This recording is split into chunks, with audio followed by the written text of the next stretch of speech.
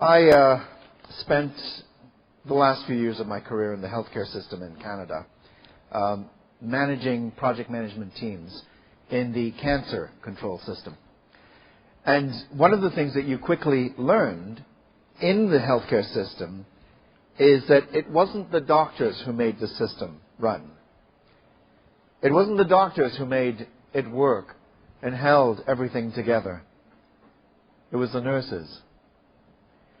The nurses are the heroes of the healthcare system most of the time.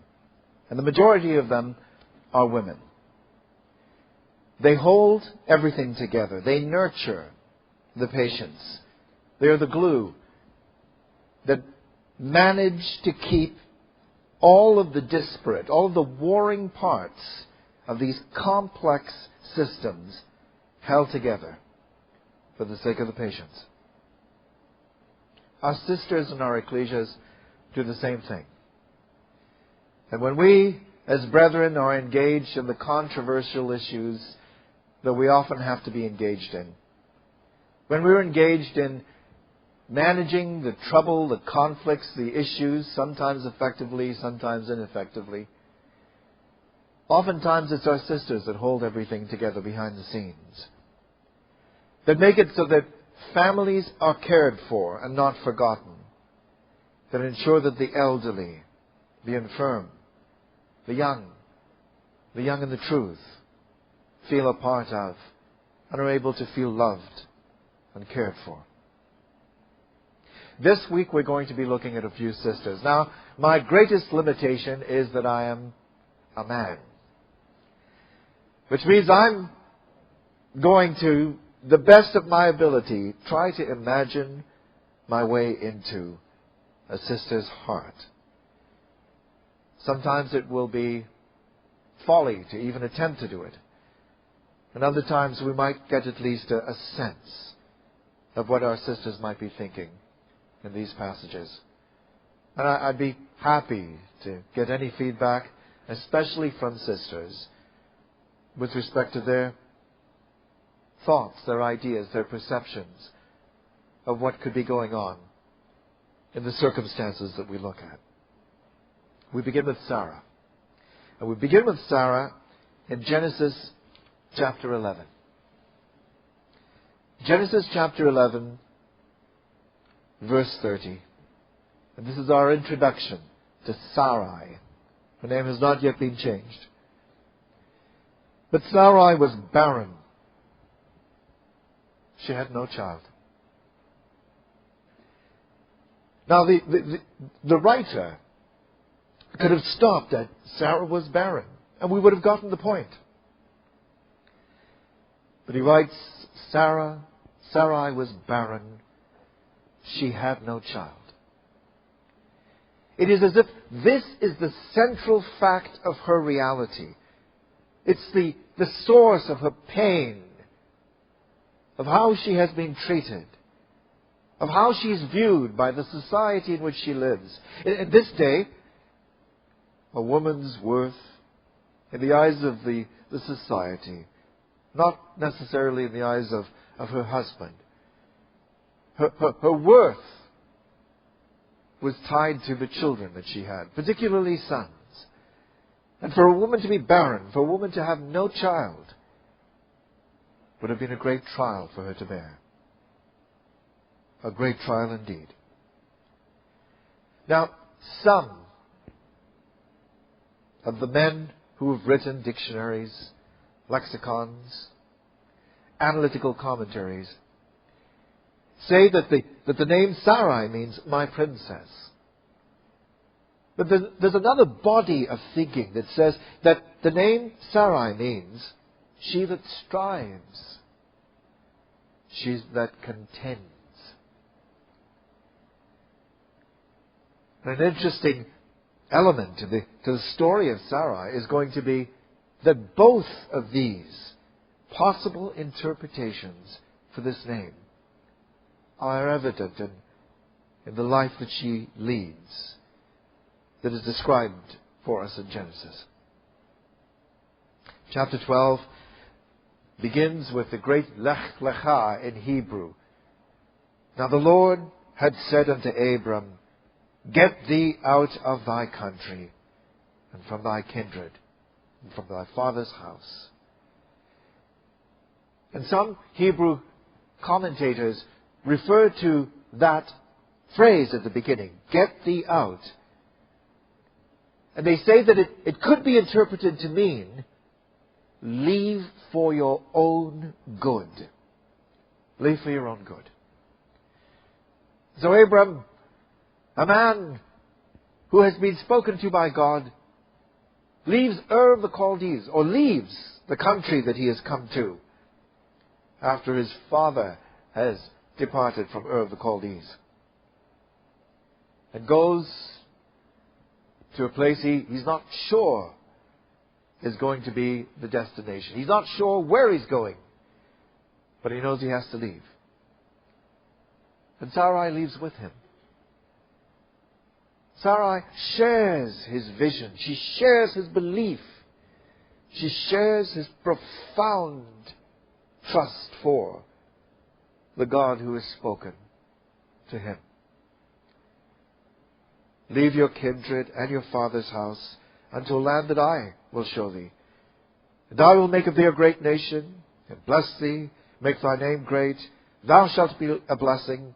I will bless them that bless thee, and curse him that curseth thee. And in thee shall all families of the earth be blessed. And so they depart. And they leave to go into a land that God will show them. And you would think that God, after taking them out of their area that they'd grown up in, and then taking them out of the country that they had moved to after they moved out of Ur of the Chaldees, that he would have made it somewhat easy for them. He might have given them a transition period where things would be bearable, comfortable, where they could ease in to this new life, the difficult life of a believer. But that's not what happens. They leave the land of Mesopotamia, rich, lush land that was good for flocks, good for sheep, good for cattle, good for grazing. And they come into the land, and it says, verse 10, there was a famine in the land. So the land that God has promised yields nothing but death. It's dust. It's dried out. It's turned into a dust bowl. And so from the very beginning of their story, this trial and difficulty, and the great clash between surviving in this world with all its difficulties, the life that is lived based on belief and trust in a God who will take care of us. There's famine in the land. And what are they faced with? The animals are dying around them. People are getting sick.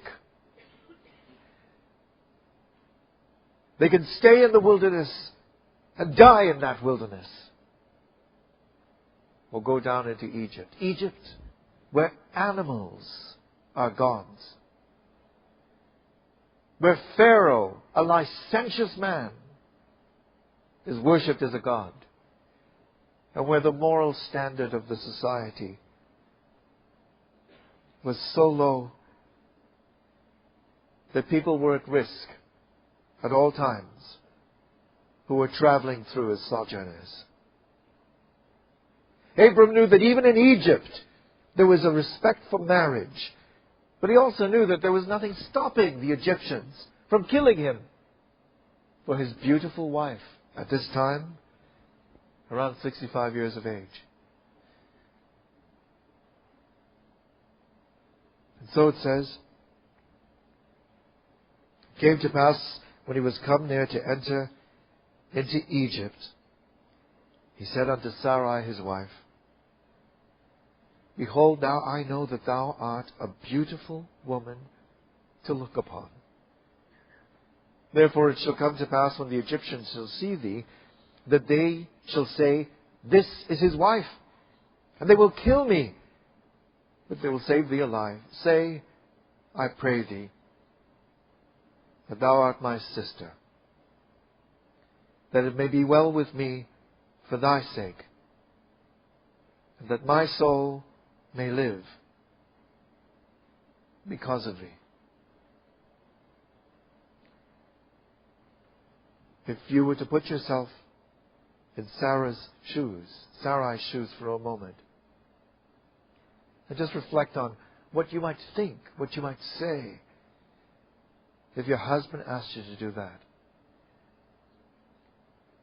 Would your husband, this man who has left everything behind, all the comforts of its libraries, the business district, the residential district, indoor plumbing, beautiful homes, the gardens of of the Chaldees. This man who's left everything behind, and you've come with him, is now terrified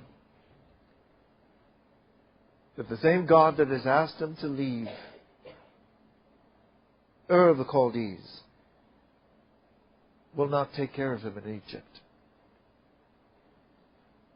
And might it not be easy as a wife to say, what are you asking me to do? You're asking me to lie. But where's your faith? What happened to your belief? What about the God that we believe in, who asked us to leave? Isn't He going to take care of us? What kind of man are you? How can you be so weak in this moment? What kind of guidance and direction is that, Abram? Is that how you're leading me as my husband? But she doesn't say any of those things. Such as is her love for Abram. And her love, we should also conclude, of the truth and the things that she believed. That instead of rounding about and accusing her husband, instead of pointing out his frailty and his weakness, she's bigger and larger than that. In this day and age, this culture and this society, the idea that I have to be happy and that things have to be good for me and that things have got to be working in such a way that I feel okay is preeminent. That sense of entitlement is a powerful aspect of the society in which we live. The sense of duty, of obligation to other people, of obligation to something bigger than me, a community, my marriage, my child, the company I work for. That, when there is a duel between obligation and entitlement, today in this world, entitlement and selfishness always wins. Sarah could have said, this woman Sarai, I am entitled to happiness. I'm entitled to better leadership than you are giving me. I'm entitled to feel safe. I'm entitled to expect that you will believe in God and you will protect me. I'm entitled to all of those things. But instead, Sarai chose her obligation, her duty, to something bigger than what she was entitled to. She looked at her husband and the distress he was in. She thought through what he was asking her to do. She understood the gray zone of morality that he was asking her to step into. And she thought, if this does happen, if I am taken, then the promises will still have to be fulfilled. And maybe God will give Abram another wife, another woman, so that he can fulfill his promise to him. And Sarai chose to sacrifice herself She chose to do that so that she could save Abram, believing that God would still find a way to fulfill His promises. And believing perhaps more than Abram that God would somehow take care of her and carry her through. Now that's a very brave and a very courageous and a very wonderful sister. And this is a picture of a real man and a real woman. Not the romantic nonsense we'd like to keep in our heads, the storybook people that we sometimes turn people in the Bible into. This is about a real man, a real woman. It says, came to pass, verse 14, when Abram was coming to Egypt, the Egyptians beheld the woman, that she was very fair. The princes also of Pharaoh saw her, commended her before Pharaoh, and the woman was taken into Pharaoh's house. And now just imagine that. Sarai is taken away from Abram, the man who adores her, into the house of the licentious, immoral king of Egypt. And what would have happened when Sarai was taken into the house of Pharaoh? Well, doubtless she would have been surrounded by servants, cleaning her up, changing her appearance, washing her, treating her body from head to toe with ointments, putting on the makeup of the Egyptians, the cosmetics, giving her perhaps even a wig, as was worn commonly by the upper class women of Egypt, changing the clothing that she wore so that it was the clothing of Egyptian women of the aristocracy, putting on the jewelry, doing her nails. It would have changed the way she looked completely, and Sarai, looking in the mirror, would not have felt pleasure, but would have felt sorrow, would not recognize herself, and would know in her heart that my husband wouldn't recognize me either. Would be in that house waiting for the inevitable and hoping that somehow God would take care of her. It says, moving on, he entreated Abram well for her sake. Now you see those little words back in verse 30 where he says, that it may be well with me. It's the same phrase, same term. So he asked her to lie, to save him, that it would be well with him. And Pharaoh makes it well with him. Makes it well with him. By pouring out largesse, giving all kinds of luxurious things to him. And so it says, he had sheep, oxen, he-asses, men servants, maid servants, she-asses, and camels. So all of the wealth of Egypt is pouring into Abram for his wife. And every new gift drove him deeper into that lie and put her life more at risk, put her honor at risk. Every face of every servant that walked into Abram's encampment reminded him of the face he was grieving for, the face that he yearned to see. Every sound made by and every little face of an animal that walked by in these flocks reminded him of the sacrifice that his wonderful wife had made for him. Now, if you were to put yourself in that position as a man, imagine how you would feel. There are so many times in the lives of men and women where we feel completely bereft of any ability, derelict in our duties, empty, clueless, ignorant, bad leaders, poor examples. And I reckon that is what our brother Abram felt at that time, as he looked at the situation that his wife was in because of him. It says the house of Pharaoh was smitten with disease.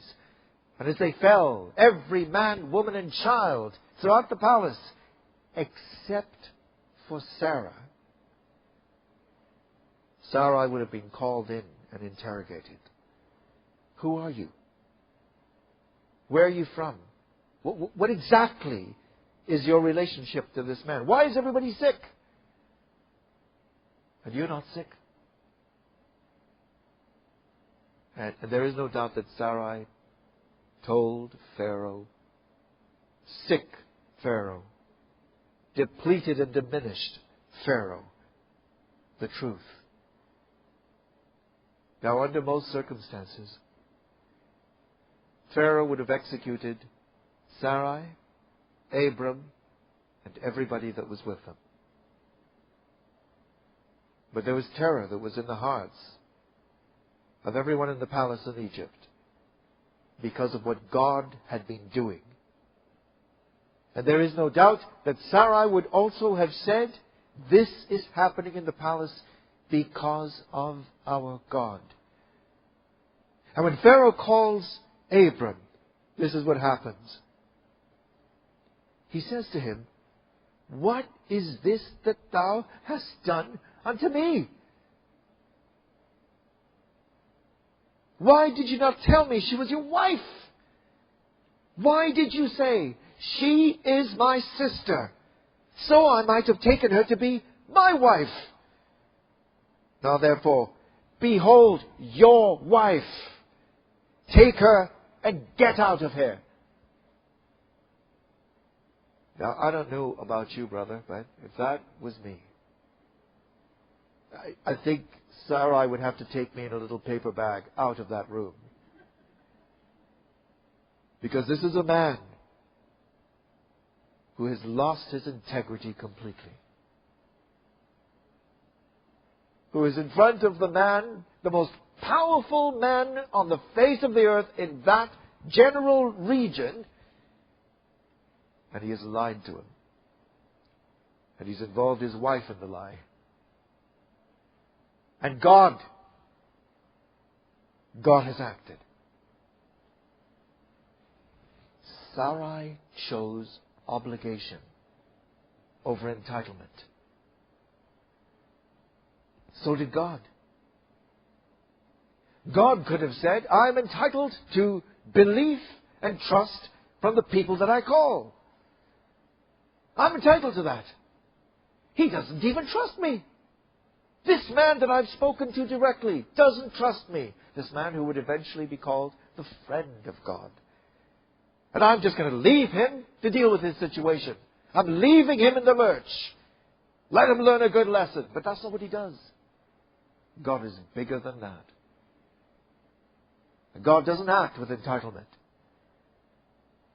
God acted with a sense of obligation and duty. Duty to these two frail, weak, mortal, human, flesh and blood people. And in loving kindness, he saves Sarai and he saves Abram. Now, brothers and sisters, when you think about what Abram saw in front of him, when Pharaoh said, there's your wife,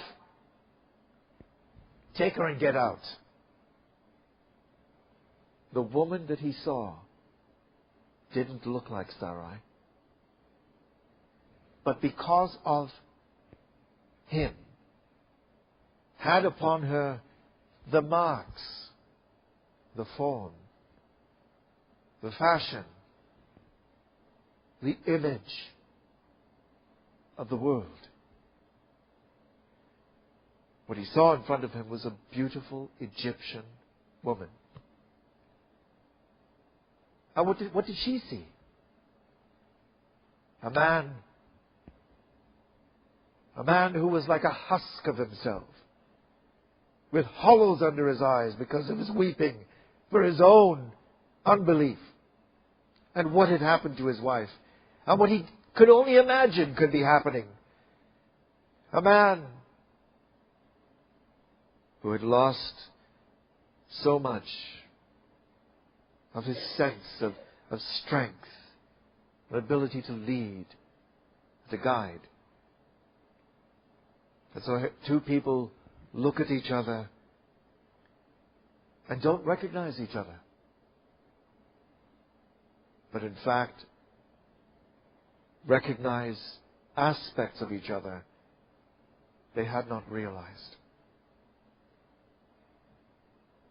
Sarai would have seen how much he loved her, how much he cared, how much he had wounded himself through this situation, and the great grief that had taken him and dried him out.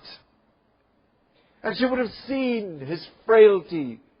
She would have seen his faults and understood them when she made the decision to choose obligation over entitlement. She knew the man in her life. She knew his limitations as well as his good character. And he saw the woman that was prepared to do even this to save him, to put up with these things, to allow herself to be transformed into what the Egyptians made her look like so that he would be safe. And they would both understand the God that they believed in. The God that loved them so much that he modeled for them obligation over entitlement, love, and forgiveness.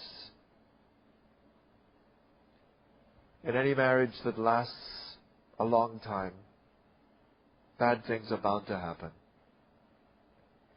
How we conduct ourselves when those bad things happen show us our true character. Put our character to the test. And in this situation, this man and this woman come back together again. They're wiser. They're stronger in their belief. But there's a scar tissue, when these things happen. There's something that stays there, a memory, a hurt. We push past these things, we overcome them, and we forgive. But there's that memory of what has happened and the mistakes that we have made. And as the relationship moves forward, Abram demonstrates a degree of deference to Sarah that almost shows as if he's not willing to push too far. He's not willing to move in a direction that could cause her to be hurt or upset because of what he had done in this situation. And so, brothers and sisters, we move further into another story. We move into Genesis chapter 16. Sarai and Abram had been told, or Abram had been told, and Sarai knew that he was going to be the father of a multitude.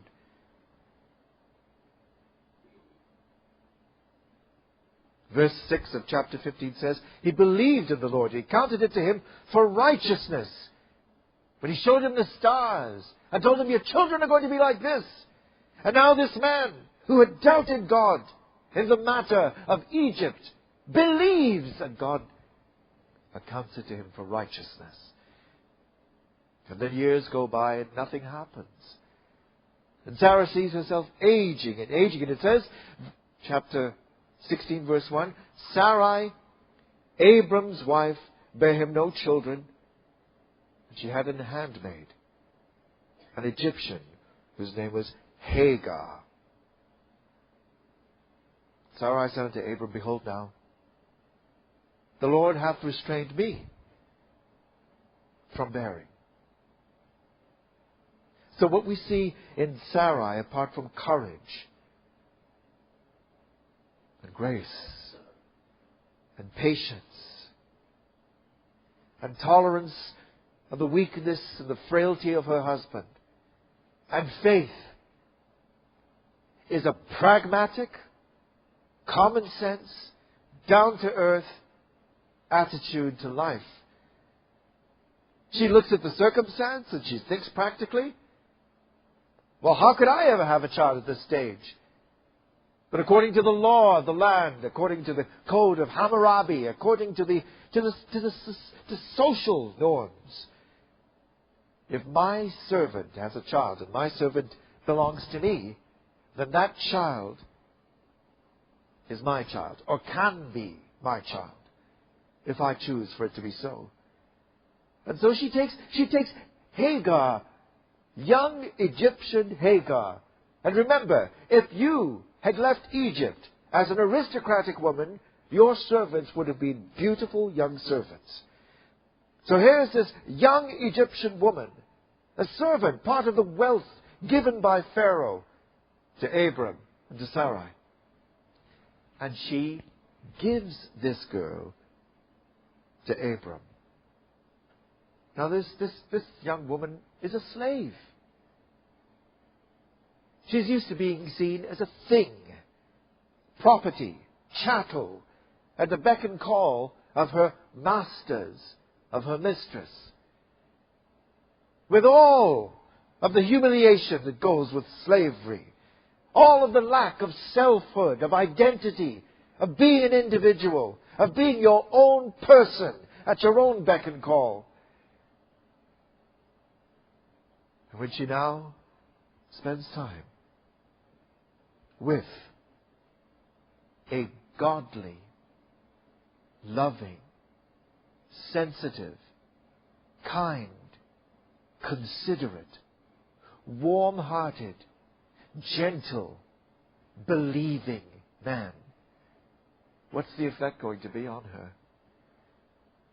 Sarai, in all her calculations, had never calculated the impact that relationship could have on the heart of her young slave girl. She just looked at her as a vessel. Because that's how people looked at their servants. You might have a relationship with them, but ultimately, this was something that belonged to you. Property. And so all that Hagar was meant to be was a container. Now, after having a relationship, an interaction with a man like Abram, might not young Hagar have thought, I am not a container. I'm not a vessel. I'm a woman. I'm a young woman. I have feelings. This man feels something for me. I see it when I walk by him, and the color comes into his cheeks. And he smiles and he says good morning to me. And he treats me like a person, not like a thing. And I saw when he was with me that there was a feeling he had for me. I'm no different. I'm no lower than she is. Might Sarai not have walked by the tent where the women were working to overhear raucous laughter, Hagar's voice imitating her voice, Hagar talking about Abram, Hagar talking about, well, that's not the only child I'm going to give him. Might she not have been hurt to the core, especially as a woman who might have shared her heart and her feelings sometimes, as her servant combed her hair and helped her. Hagar, her servant. And when Sarai perceives in Abram's face, with the sensitivity that a woman has, that he has a feeling for this girl, and that he does not just see her as a vessel, as a container, what would that have done to Sarai's heart?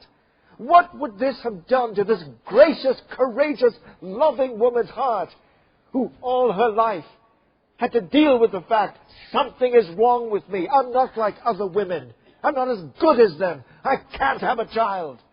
I'm a half woman. She could have borne anything but that. When she reacts, the reaction is the shadowy part, the shade in her life. It says, verse 5, Sarai said to Abram, my wrong be upon thee. She explodes. He says to her, look, she's under your control. Do whatever you want to do with her. And she so mistreats this servant that she escapes off into the wilderness. She escapes off into the wilderness. They may have seen her at some point, Sarai particularly, as a vessel, a container for their child. But God didn't see Hagar that way. When Hagar is found in the wilderness, it's not Abraham that goes looking for her. It's the angel of the Lord. He finds her. And he treats her with love, compassion, and respect. And he sends her back home to submit to Sarai.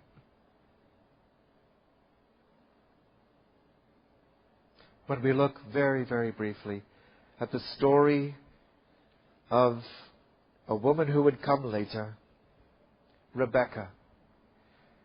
We remember Eleazar going and laying out this detailed, comprehensive prayer to the God of his master. I'd like the girl to do this and that, and this and that. And if she says this, and if she says that, if she does this and if she does that, then I'll take it that this is the one.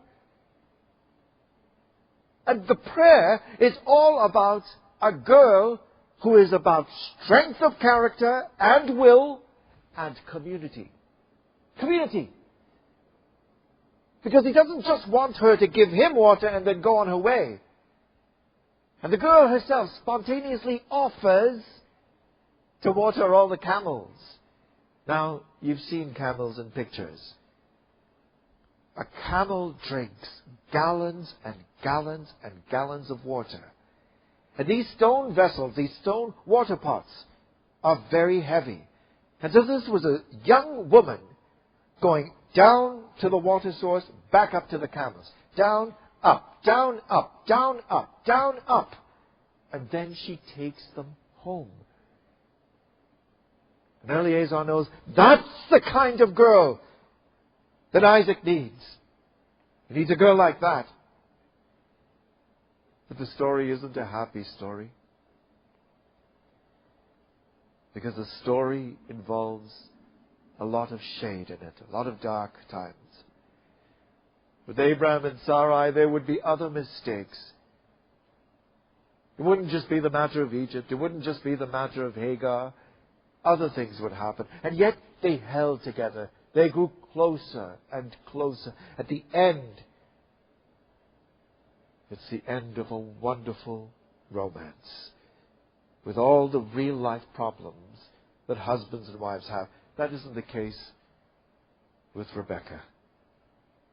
When we go to Genesis chapter 27, what we see, in effect, in this home is two solitudes. Two solitudes. There's Rebecca on the one side and Isaac on the other side. There's my son and his son. My son and her son. Rebecca had been told when that great struggle, that battle, that war between unborn babies was going on inside of her, there are two kinds of people in you. Two ways of thinking by inference. Two attitudes to life. Two directions. Two ways. And Rebecca, all her life, would struggle with those things in her very mind and in her own heart. She was a strong-willed woman. She could be domineering and dominant. But she, like Sarai, had the courage to do what needed to be done when the man in her life was not leading. And so this matter involving the deception of blind Isaac, hard though it is to read, sad though it is to contemplate, is not something for which she is condemned, at least in the narrative of Genesis. She took matters into her own hands, it is true. But it's because Isaac was not leading. She did what she felt under the circumstance was the logical thing to do to ensure that the promises, the inheritance, the blessing, all these things would be secure as God had told her.